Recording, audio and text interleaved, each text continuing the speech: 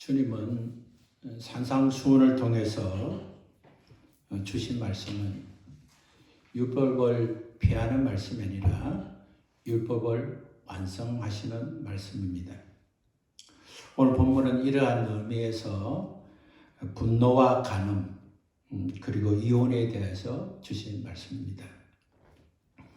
한 율법사가 예수님께 질문을 했습니다. 선생님, 율법 중에서 가장 큰 율법은 큰 계명이 무엇이냐고 물었습니다. 예수님은 내 마음을 다하고 내 목숨을 다하고 내 뜻을 다하여 주인 되신 하나님을 사랑하는 것이라고 말씀했습니다. 그리고 두 번째는 내 뜻을 다하여 내 몸과 같이 이웃을 사랑하는 것이라고 했습니다. 하나님을 사랑하는 것이 첫 번째 계명이고 이웃을 내 몸과 같이 사랑하는 것이 두 번째 계명이라고 말씀하셨습니다. 우리의 마음과 우리의 몸과 우리 뜻을 다하여 하나님을 사랑하고 우리와 가까이 있는 이웃을 내 몸같이 사랑하는 것이 바로 하나님의 말씀을 지키는 것이고 그렇게 사는 것이 신앙생활인 것입니다. 예수님은 이 두 가지 하나님을 사랑하고 이웃을 사랑하는 것이 율법과 또 예언의 요약이라고 말씀했습니다. 다시 말씀드리면 하나님 주신 구약 성경 전체를 요약하면 그 주제는 하나님 사랑하고 이웃을 사랑하는 것이라고 말씀하신 것입니다. 오늘 5장 21절에서 26절 말씀은 분노에 대한 말씀입니다. 살인은 사람을 죽이는 것이죠. 살인하면 심판을 받습니다. 이것은 율법입니다. 하나님이 정하신 법입니다. 사람을 죽이면 심판을 받습니다.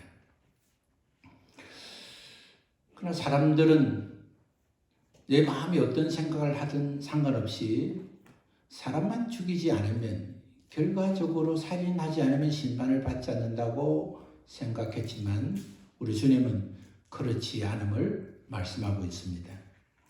마음속으로 저 사람을 비난하고 분노하고 미워하고 저주하면서 죽었으면 좋겠다는 생각이 바로 살인이라는 것이고 그렇게 되면 심판을 받는다고 말씀하셨습니다. 살인은 사람을 죽이는 것이고 죽이는 것은 겉으로 드러난 것만 죽이는 것이 아니라 우리 마음속에 분노하는 마음, 미워하는 마음, 시기하고 저주하는 마음이 그 마음의 동기가 결국 사람을 죽이는 것이기 때문에 그 마음을 가진 것 자체가 이미 살인자라는 말씀을 하신 것입니다. 그러면 우리는 일상생활에서 예수 그리스도를 모신 하나님의 자녀들은 마음의 분노의 감정이 자리 잡지 못하도록 미움과 저주의 마음이 자리 잡지 못하도록 우리 마음을 살펴볼 필요가 있는 것입니다. 하나님의 도우심과 은혜가 아니면 나는 여전히 미워할 수밖에 없고 분노하고 저주할 수밖에 없는 존재인 것을 알고 예수 그리스도의 사랑과 그 사랑으로 충만할 수 있기를 우리는 소원하는 마음을 가져야 하는 것입니다. 예수님은 죽은 영혼을 살리려고 오셨습니다. 예수님이 이 땅에 오셨기 때문에 우리는 예수님을 만났고 성령님께서 우리의 마음을 만져주시고 우리에게 은혜를 베풀어 주셨기 때문에 우리는 예수님을 믿게 되었고 예수님을 나의 하나님 나의 주로 모시게 되었습니다. 우리는 예수님을 모심으로 예수님을 따르는 제자가 되었습니다. 예수님은 제자들에게 너희는 세상의 소금이다 그렇게 말씀하셨습니다. 소금의 본질은 짠맛입니다. 소금의 본성은 녹는 것입니다. 소금은 짠맛을 내려고 노력하지 않습니다. 소금은 녹아지려고 어떠한 결단도 필요하지 않습니다.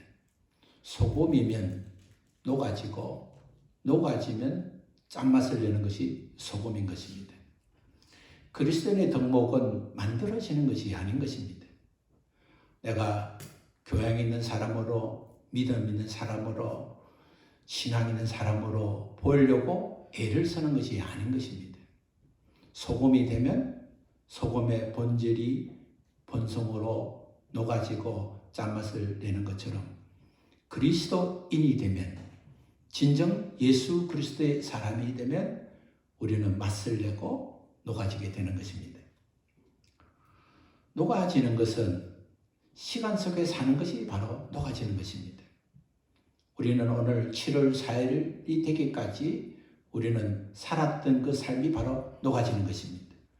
오늘 시간이 가는 그 순간이 우리는 녹아지는 시간인 것입니다.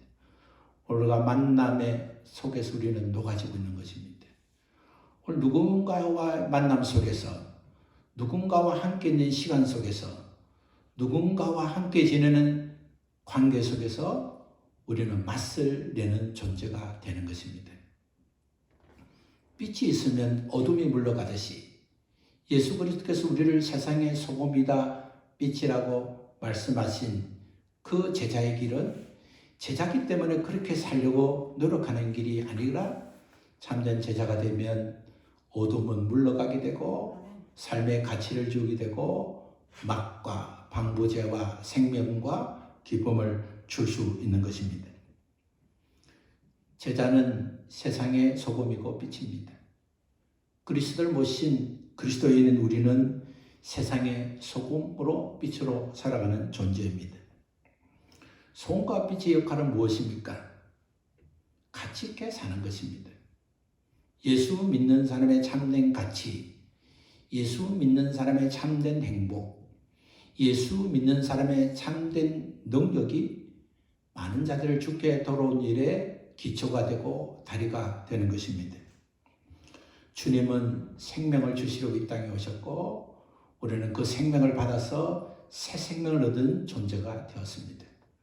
우리 안에 생명이 있으면 우리는 그 생명을 전할 수 있습니다. 우리 안에 복음으로 충만할 때 우리가 전하는 복음이 진짜 복음이 될 수 있는 것입니다. 녹지 않는 소금은 소금이 아닙니다. 어둠을 물리치지 않는 빛은 빛이 아닌 것입니다. 우리 시대를 살아가는 우리가 진정 우리 안에 주님이 계신가를 우리는 살펴봐야 합니다. 내가 근성으로 주님을 영접하였는가? 실제 우리 주님이 나를 지배하고 다스리는가? 내가 여전히 주인 되어서 주님을 모시고 있는가? 아니면 나는 주님의 종으로, 주님의 자녀로서 그분을 주인으로 모시고 사는가를 확인하는 방법은 내가 정말 소금인가 빛인가를 통해서 확인할 수가 있는 것입니다. 두 번째 27절부터 30절의 말씀은 간음에 대한 말씀입니다. 간음은 사랑하는 상대를 배반하는 행위입니다. 간음은 사랑하는 사람을 속이고 거짓된 사랑으로 사는 것입니다. 육적인 간음보다 더 심각한 간음은 영적인 간음입니다. 하나님을 사랑한다고 하면서 하나님보다 더 사랑하는 가치와 존재가 있을 때 그것은 바로 영적 간음인 것입니다. 하나님을 섬긴다면서도 하나님보다 더 귀중하고 소중한 것을 바라고 원하는 것, 그것 또한 영적 간음인 것입니다. 영적으로 간음하지 않는 자는 결코 육적으로 간음하지 않습니다. 육적으로 간음한 자는 영적으로 간음하게 되고 영적인 간음자는 육적인 간음에 노출되어 있습니다. 부부는 서로 사랑하면서 사는 관계와 연합된 존재입니다. 부부의 사랑은 육체적 사랑만이 아닌 것입니다. 부부의 사랑은 육체와 영혼의 결합이고 연합인 것입니다. 그래서 간음을 하게 되면 육체적 손상을 입는 것이 아니라 영적 손상도 입는 것입니다. 부부는 서로 사랑하고 서로 연합하고 몸과 마음과 영혼까지 하나님 앞에서 아름답게 결실을 맺고 사랑하는 존재로 만들어졌습니다. 하나님께서 우리에게 주신 본능들이 있습니다. 우리가 본능이 없다면 우리 열심히 살지 않을 것입니다. 본능대로, 본능이 주는 것은 열심과 주어진 일에 최선을 다할 수 있는 기능입니다. 본능이기 때문에 행복할 수 있고, 본능이기 때문에 열심히 살게 되고, 본능이기 때문에 가치 있게 사는 것입니다. 하나님 주신 본능을 가지고 자기만을 위해서 살면 인간은 타락하는 것입니다. 하나님 우리에게 주신 본능은 자기를 위해서 살려고 주신 것이 아닌 것입니다. 하나님 주신 본능을 가지고 가치와 아름다움을 추구하고 나와 더불어 함께하는 자에게 행복을 주기 위한 본능을 주신 것입니다. 부부에게 주신 본능은 부부를 위해서 사용하는 것입니다. 자신에게 준 본능을 자신의 욕심만 채우고자 할 때 간음하게 되는 것입니다. 자기의 감정과 욕심대로 살면 타락하게 되는 것입니다. 간음은 성적인 타락인 것입니다. 하나님은 소돔과 고모라를 진파하신 이유는 어디에 있습니까? 그들은 영적으로 간음했고 육적으로도 간음했습니다. 하나님 주신 질서를 파괴하고 하나님 주신 본능의 원칙을 파손했습니다. 하나님은 소돔 고모라를 심판했듯이 하나님 우리 마음에 분노의 마음으로 가득 채워졌을 때, 또한 우리의 몸이 본능으로 자기만을 위해서 사용되고 간음했을 때 하나님 우리를 심판하신다고 말씀하셨습니다. 그래서 우리는 몸을 고치기 전에 마음을 고치는 일에 힘써야 하는 것입니다. 겉으로 드러난 신앙에 관심을 갖기보다는 속에서 우러나오는 우리의 내면 신앙에 더 집중해야 하는 것입니다. 죄를 만들게 하고 몸을 상하게 하는 내면적 본능적 상태를 점검해야 하는 것입니다. 우리 주님은 그렇게 하는 것이 옳은 눈이면 옳은 눈을 제거하고 그것이 옳은 팔이면 옳은 팔을 제거해야 한다고 말씀했습니다. 오늘 본문을 해석할 때 상당히 주의가 필요합니다. 이 해석을 할 때 정말 옳은 눈을 빼어버리고 오른손을 잘라버리라고 하는 말씀으로 받아서는 안 됩니다. 주님께서 이런 무서운 예를 들은 것은 인간에게 중요한 것은 육적인 것보다 영적이 더 중요하다는 사실을 말씀해 주는 것입니다. 우리 주님이 이렇게 말씀하시는 것은 이 땅에 사는 것보다 영원한 나라에 사는 것이 더 중요하고 몸이 잘 되는 것보다 영혼이 잘 되는 것이 더 중요하다는 사실을 기억하게 하시려고 우리 주님이 그것이 만약에 옳은 눈이라 하더라도 그것이 만약 옳은 손이라 하더라도 제거할 수 없는 존재라 하더라도 제거해야 할 것을 말씀하고 있는 것입니다. 마태복음 16장 24절에 보면 예수님께서 제자들에게 이렇게 말씀했습니다. 너희가 나를 따르려거든 먼저 자기를 부인하고 자기 십자가를 날마다 지고 나를 쫓으라고 말씀했습니다. 예수님이 가르쳐 주신 많은 말씀 중에서 그 중심에 귀한 말씀 하나가 오늘 소개한 자기 부인의 말씀인 것입니다. 예수님께서 강조하신 것은 바로 자기 부인인 것입니다. 옳은 눈을 빼고 오늘 손을 자르라는 말은 영적 수술을 말씀하는 것이고 그것이 우리의 실제 삶에는 자기를 부인하는 것입니다.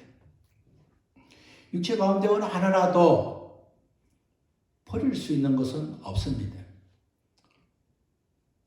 오른쪽 눈을 제거하면 왼쪽 눈을 가지고 있으면 범죄하지 않습니까? 그렇지 않습니다. 오른손을 제거하면 왼손 손만 있으면 나쁜 일에 사용되지 않습니까? 그렇지 않습니다. 오늘의 말씀은 제거할 수 없는 아픔이 있고 제거할 수 있는 조건이 되지만 그도 불구하고 제거하려는 마음을 갖지 않고 영혼이 잘 되기를 바라지 않고 육체만 잘 되기를 바라는 것은 결코 범죄하게 되고 타락하게 되고 심판을 받게 된다는 말씀인 것입니다. 우리 몸이 어떤 병에 걸려서 그 병을 낫게 하기 위해서는 어떤 부분을 절단하지 않는 계기가 있습니다. 당뇨병이 심하면 발가락을 절단하는 경우가 있습니다. 발가락을 나는 절대 절단하지 않겠다는 사람은 그것이 치료가 잘 되지 않으면 오히려 발까지 자르는 그런 경우가 생기고 더 많은 것을 제거해야 되고 또 더 큰 어려움을 겪을 수가 있습니다. 어떤 질병에 걸려서 힘들어질 때 신체 어떤 한 부분을 제거함으로 인해서 몸을 더 온전하게 하는 경우들이 많습니다. 우리 마음이 병들고 우리 육체가 병들어서 이대로 살다가는 우리 영혼은 별들고 우리 삶은 가치 있는 인생이 되고 지옥간 인생이 된다고 했을 때 우리의 몸 일부를 제거하는 결단을 가지고 그런 마음으로 주님 앞에 돌아서는 것이 필요하다는 말씀을 주신 것입니다. 소금과 빛으로 사는 것은 바로 주님을 인정하고 자기를 부인하는 길입니다. 넓은 길이 있지만 좁은 길을 선택할 수 있는 것은 자기를 부인하고 부인한 자만이 갈 수 있는 길입니다. 내가 가지고 있는 습관, 경험, 내가 가지고 있는 가치가 중요하다 하더라도 그 습관과 경험과 가치를 가지고 살면 하나님 앞에 쓰임받을 못할 뿐만 아니라 지옥 갈 인생이 되고 부끄러운 천국 가는 백성이 되고 하나님께서 세상에 주신 사명인 소금과 빛으로 살 수 없다는 것을 알게 될 때 그것을 제거하는 결단이 필요한 것입니다. 과거와의 결별이 필요한 것입니다. 익숙함과의 결별이 필요한 것입니다. 마음을 지키고 몸을 지키기 위한 희생이 필요한 것입니다. 그러나 이것은 한순간으로 되는 것이 아닙니다. 지속적이어야 되는 것이죠. 그래서 우리는 찬양과 기도와 말씀에 대한 묵상이 필요한 것입니다. 매일의 경건한 삶을 통해서 내 마음속의 선뿌리와 악습과 악행을 발견하고 그럴 때마다 주님의 도우심과 성령의 인도하심을 구하면서 제거하는 훈련을 해야 하는 것입니다. 신앙의 잘못된 습관은 속 사람을 바꾸려 하지 않고 그 사람만 바꾸려 하는 것입니다. 우리의 신앙이 겉으로만 좋은 신앙이 되려고 하는 생각을 바꿔야 됩니다. 성공을 꿈꾸는 자는 성공에 가로막고 있는 습관을 고쳐야 합니다. 과거에 가지고 있는 습관 그대로를 유지하면서 좋은 미래를 바라는 어리석은 자는 없습니다. 좋은 신앙인은 하나님 앞에 쓰임받고 칭찬받고 하나님 나라의 영광을 바라보는 사람은 마음과 몸으로 만들어진 잘못된 습관과 환경을 고쳐나가고 제거할 수 있도록 하나님의 도우심을 구하고 바라야 하는 것입니다. 오늘 31절과 32절의 말씀은 이혼에 관한 말씀입니다. 과거 여성들은 이혼할 권리가 많지 않았습니다. 남자는 이혼하기를 원하면 언제든지 이혼할 수 있었지만 여자는 그럴 수가 없었습니다. 왜냐하면 여자는 남편의 이혼을 요구할 법이 없었기 때문입니다. 과거의 남편은 아내의 요리 방식이 좋지 않다는 이유로도 이혼할 수 있었습니다. 아내가 마음에 들지 않으면 이혼 정서를 써주어서 아내를 보낼 수 있다고 생각했고 실제로 그렇게 하기도 했습니다. 이러한 이유로 고전적인 지참 제도가 대중화되었습니다. 지참 제도는 결혼 전에 남편이 아내에게 미리 별거 수당을 제공하는 것입니다. 결혼하기 전에 아내의 남편인 장인에게 그 남편의 생활 안정도만큼 미리 생활비를 지불해 주는 것입니다. 그래서 그 남편의 아버지, 아내의 아버지는 그 사이로부터 돈을 받아 가지고 있다가 어느 날 자기 딸이 버림받고 오면 그 돈을 딸에게 주어서 생활하도록 하는 것이 바로 지참 제도인 것입니다. 그때는 이혼이 다반사해져서 여성이 보호해주는 제도로 대중화된 제도가 되었습니다. 남편에게 아내는 하나님께서 남편을 도와준 배필인 것을 모르는 사람의 악행인 것입니다. 이혼은 남편의 선택이 아닌 것입니다. 하나님께서 말씀을 주신 율법은 남편에게 아내를 버릴 수 있다고 주신 것이 아닙니다. 하나님께서 아담을 창조하신 후에 하나님은 독차하는 것이 보기 좋지 않아서 돕는 배필로 하와를 주셨습니다.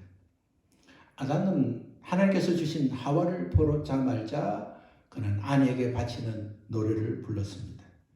인간의 최초의 노래는 창세기 2장 23절입니다. 이는 내 뼈 중에 뼈요 살 중에 살이로다.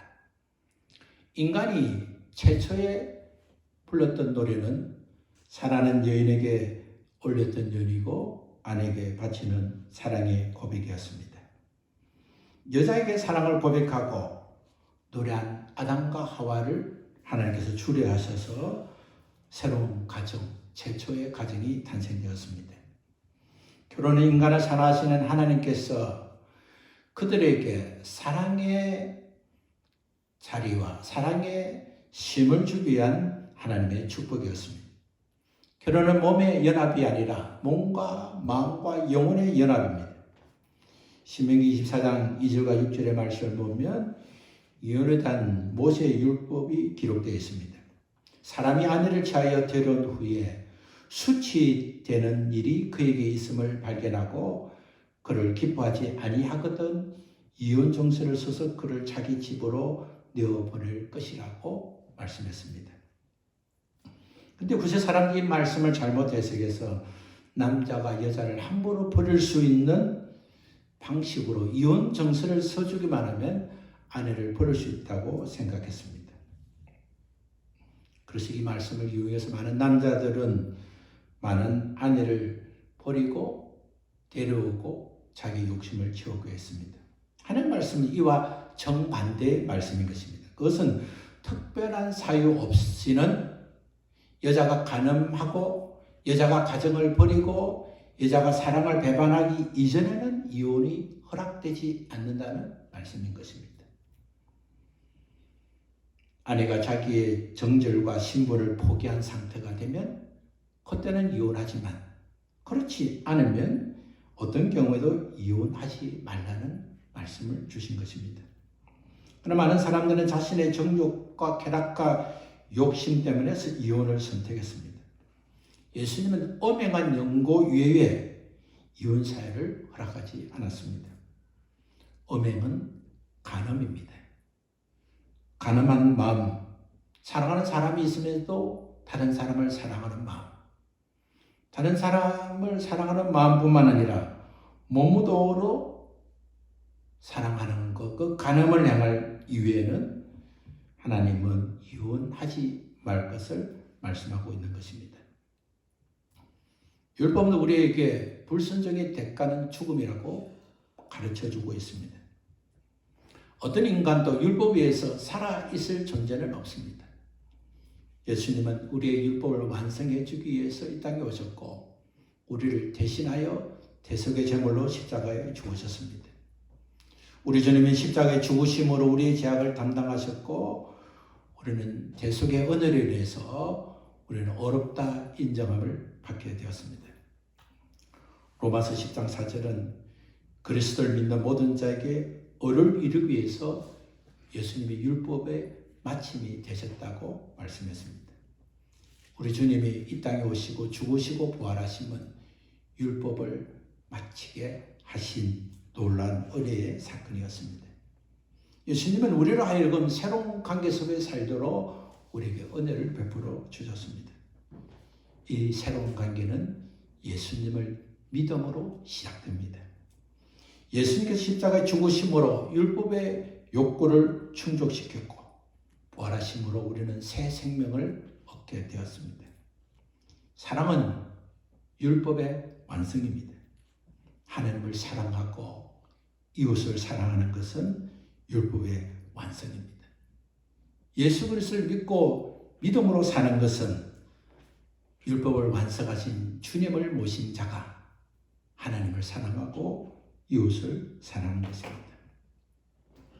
마태복음 5장 20절을 보면 예수님은 너희 의가 서기관과 바리새인보다 낫지 못하면 결코 천국에 들어가지 못하리라고 말씀했습니다.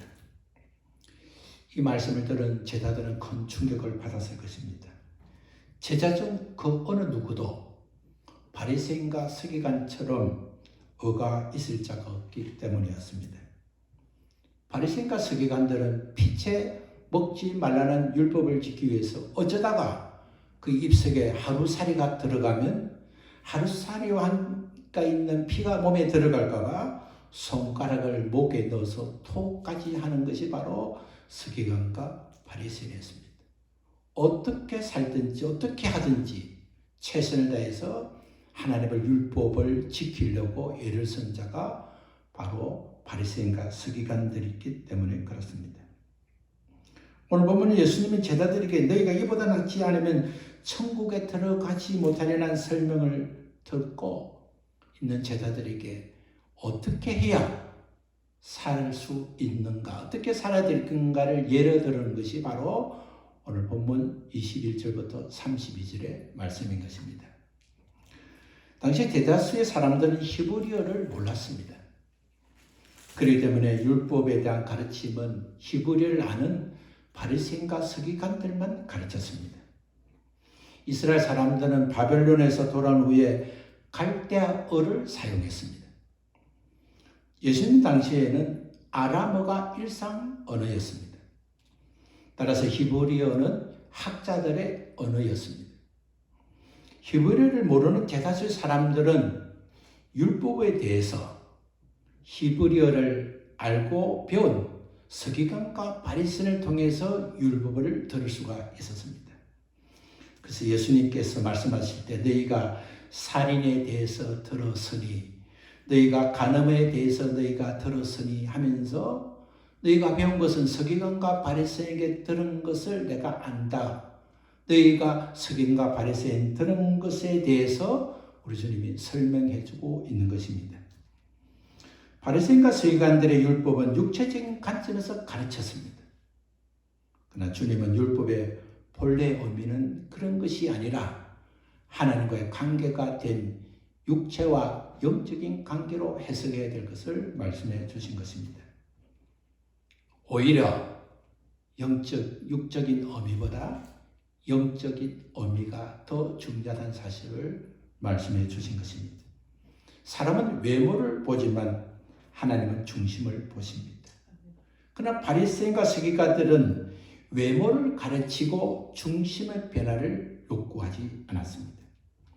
그들은 겉으로는 하나님 말씀을 너무나 철저하게 지키는 사람이었지만 그의 중심은 하나님을 사랑하고 이웃을 사랑하는 마음이 점점 소멸되고 말았습니다. 겉으로 신앙을 살려는 노력보다 속으로 신앙으로 살려는 결단이 먼저 필요한 것입니다. 예수 믿는 사람처럼 살려고 하지 말고 예수를 믿는 사람으로 살아야 하는 것입니다. 우리는 실수도 하고 넘어지고 연약해서 우리의 삶으로 주님의 기쁨이 되기는 어려움이 많습니다. 그러나 그럴 때마다 우리가 가는 길이 하나님 앞에 잘못된 길인 줄 알면 돌아서서 다시 한번 주님 원하시는 길로 돌아서는 길로 간다면 하나님께서 우리를 통해서 하나님의 뜻이 나타나게 하시고 하나님의 영광을 드러내게 할 것입니다. 하나님을 사랑하고 이웃을 사랑하는 것이 율법에서 가장 크고 귀한 율법이고 그 사랑으로 사셨던 주님이 율법을 완성해 주셨듯이 그 사랑이 많으시고 대속의 은혜가 충만하신 주님을 모신 우리라고 한다면 우리는 주님처럼 살 수는 없지만 주님으로 충만하고 주님을 사랑하면 우리가 주님을 사랑한 것만큼 쓰러지고 넘어지도 연약할지라도 다시 한번 하나님 앞에 사랑하는 사람으로 사람 앞에서도 사랑하는 사람으로 회복되게 될 것입니다. 돌아가는 길에 섭시다. 가는 길로 가지 말고 성령과 하나님 말씀하신 말씀을 듣고 돌아서서 주님이 원하시는 길을 걷고 주님의 뜻을 이루는 우리 모두가 되어야 하겠습니다. 우리 함께 일어나서 찬양을 드리겠습니다. 찬송가 254장.